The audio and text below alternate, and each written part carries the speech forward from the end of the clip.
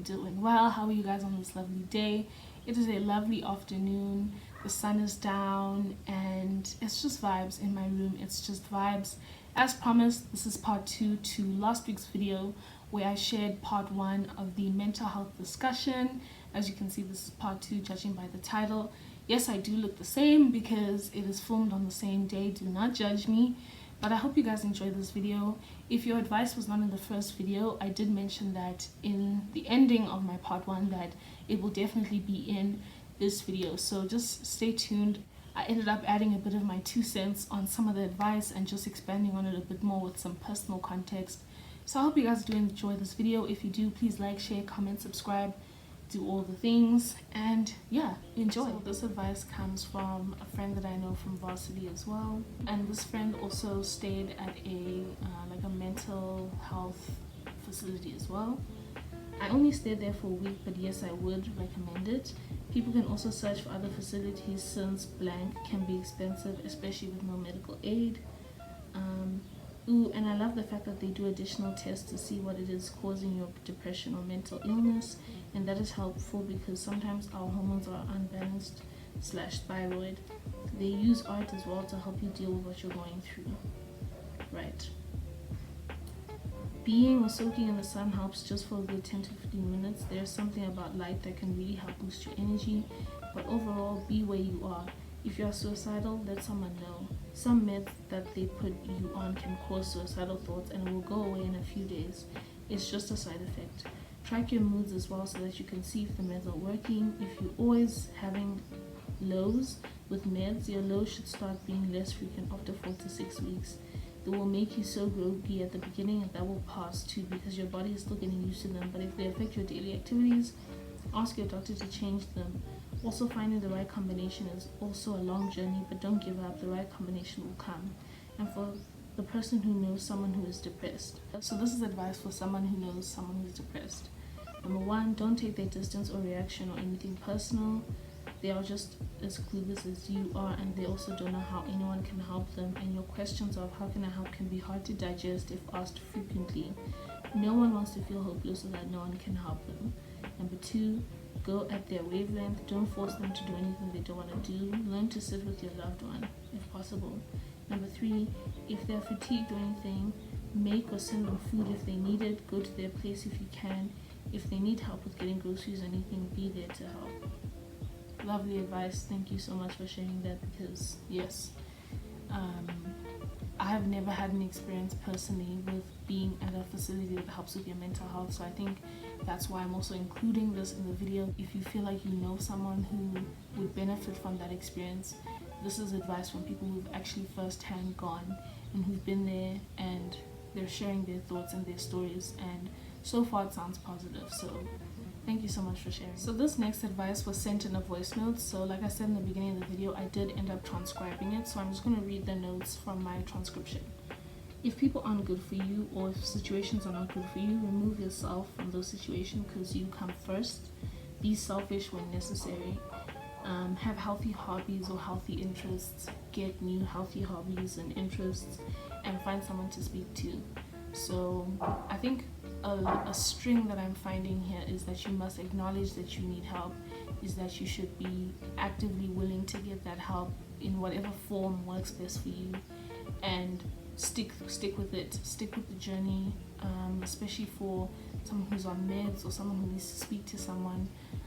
Maybe a once-off visit is not enough, so I think those are the strings that I'm seeing along with the advice as well, is that it's important to be able to speak to someone about it, and if you're not able to speak to someone about it, it's important to go find someone to speak to. So that's something that I'm finding in this advice, which is also really interesting, that all these people come from all different walks of life, but I think when we're looking at certain ways to deal with mental health issues, we can see that there are some similarities, that's great to me. So this advice is from a personal friend of mine.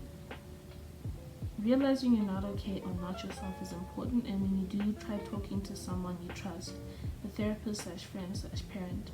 Actively taking steps to better your mental health, such as exercising, journaling your days in order to find your triggers, keeping yourself occupied so your mind doesn't wander off, trying to get a good night's sleep. And I know it can be difficult, but just try.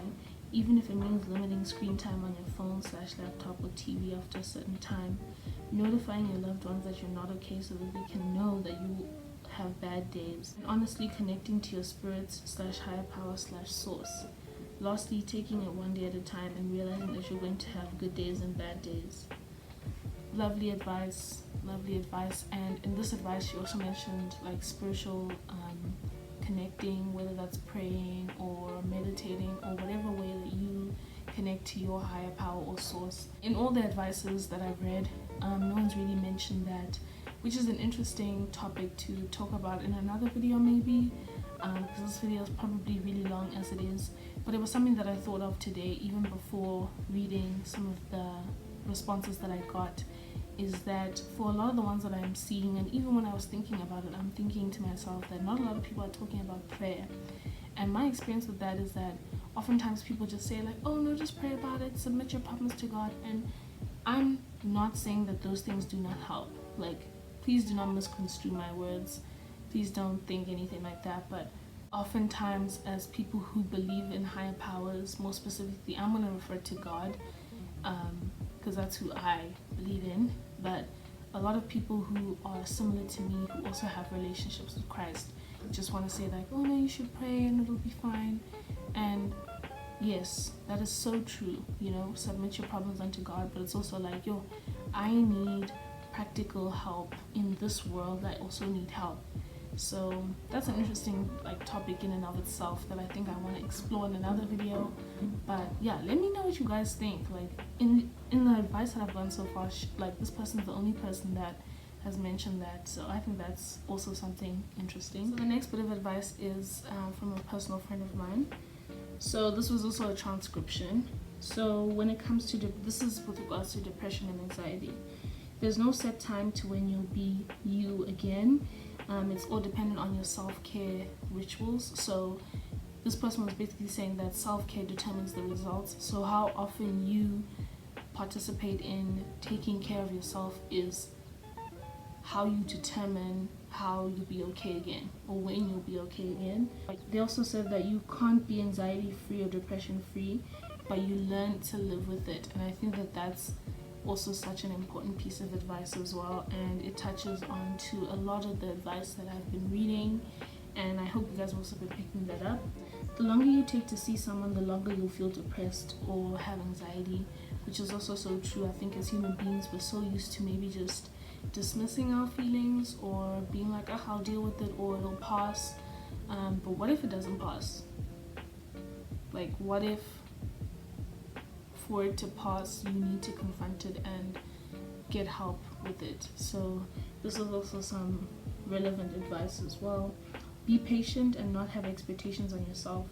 The best way to get over anxiety is to let go of things you have no control over, but no control also causes anxiety, so it's a catch-22 situation.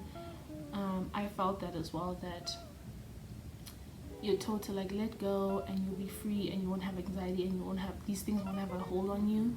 But it's also like in that letting go, that's where I am anxious, because I'm just like, I don't have control over my situation. And I think that's something that I was also dealing with regards to this year. Like, I'm so used to knowing like, okay, I'm done with first year, I've passed, move on to second year. Like, I've known what's to come, I have control over that situation.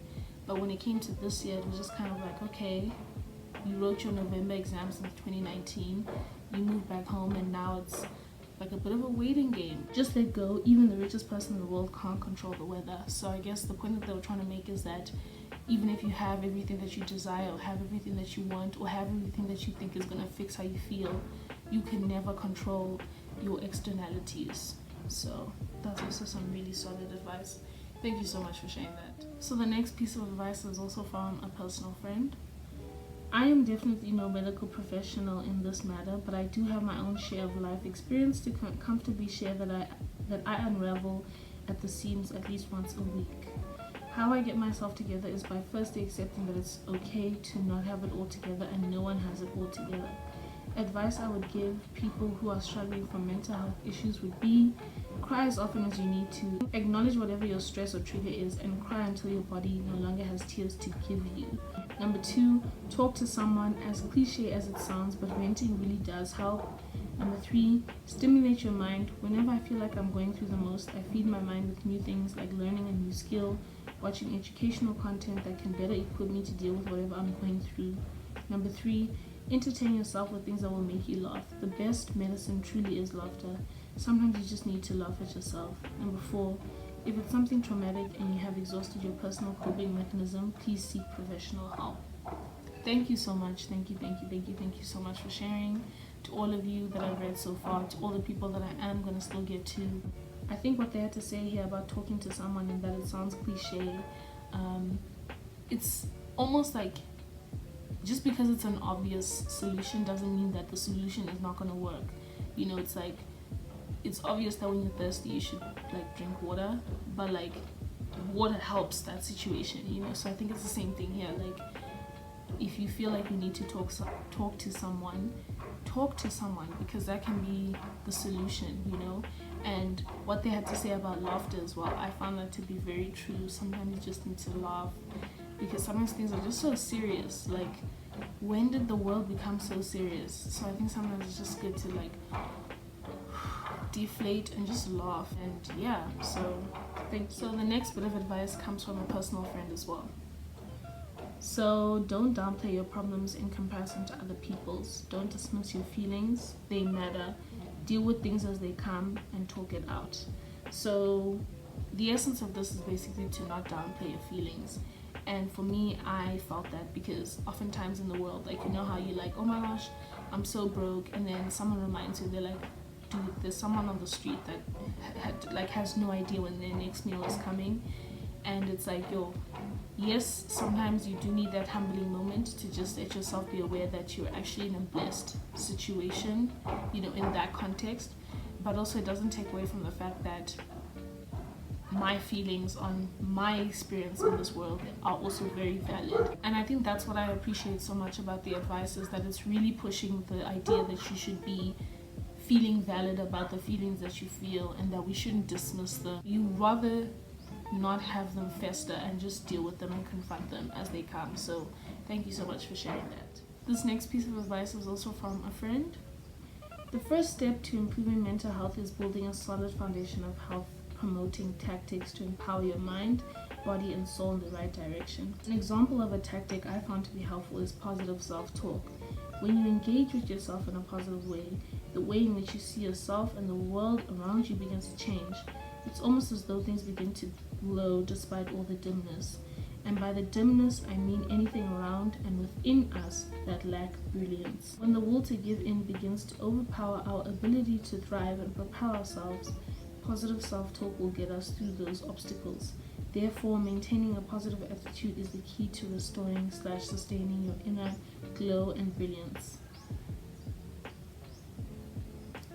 That is some solid advice, especially where they talk about the dimness and how when the will to give in begins to overpower our ability to thrive and propel ourselves, positive self-talk will get us through those obstacles.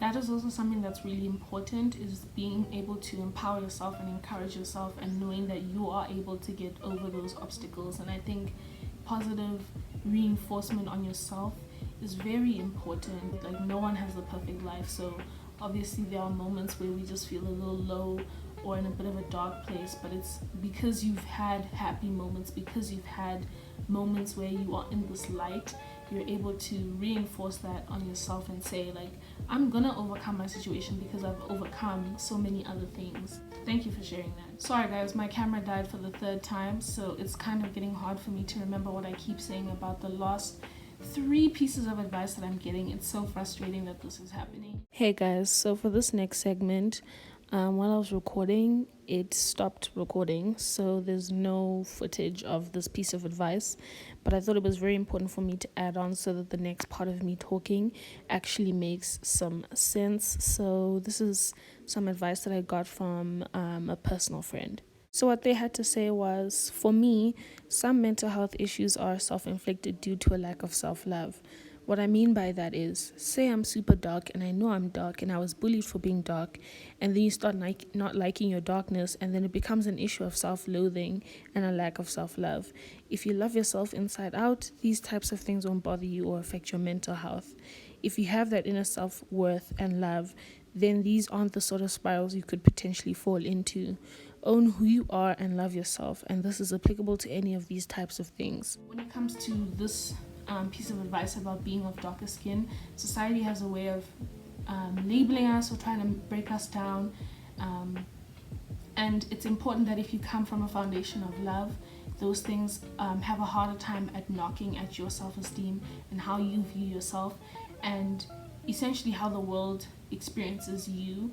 I remember like years ago, I read something where someone was saying that they're actually able to sense when someone feels insecure about themselves, and that really resonated with me because it was kind of like a wake-up call almost, that in the same way that people are able to see when you're happy, or even just even if without you talking, just when you're sitting down, if someone's able to perceive that this person is a happy person, then obviously the negative or the flip side of that is that they're able to see that this person is sad and insecure or going through something.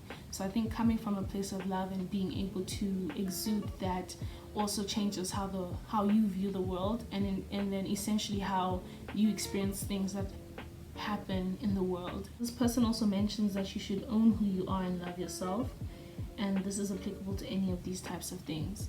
I think also when it comes to mental health, a lot of there's many different triggers that cause anxiety or depression or any of the other mental health issues, and a lot of them are sometimes internalized stigmas that we have of ourselves.